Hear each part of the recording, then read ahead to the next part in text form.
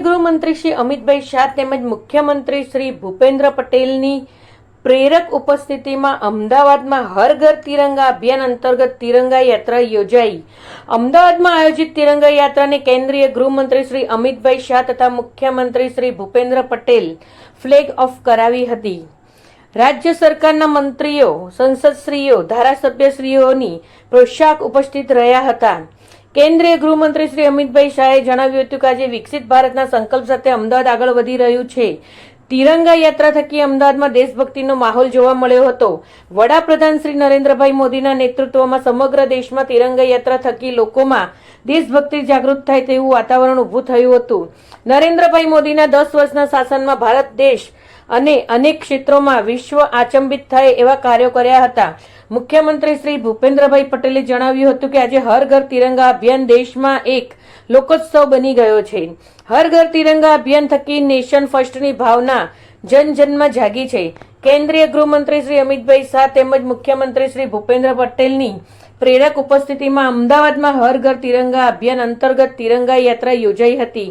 કેન્દ્રીય ગૃહમંત્રી શ્રી અમિતભાઈ શાહે તિરંગા યાત્રા પ્રસંગે જણાવ્યું હતું કે આજે મેડમ ભીખાઈજી કામાની પુણ્યતિથિ પર અમદાવાદમાં તિરંગા યાત્રાનું આયોજન કરવામાં આવ્યું છે। તેમના બલિદાનને યાદગાર કરવાનો દિવસ પણ છે।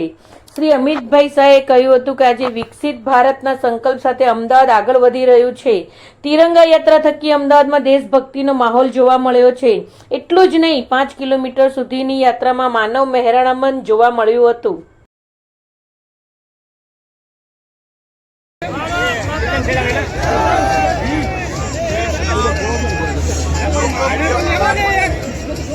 आदरणीय श्री नरेंद्रभाई मोदी जी आह्वान पर कश्मीर થી લઈને કન્યાકુમારી સુધી પ્રત્યેક દેશવાસી દેશભક્તિના રંગે રંગાઈને હર ઘર તિરંગા અભિયાનમાં જોડાયેલા છે।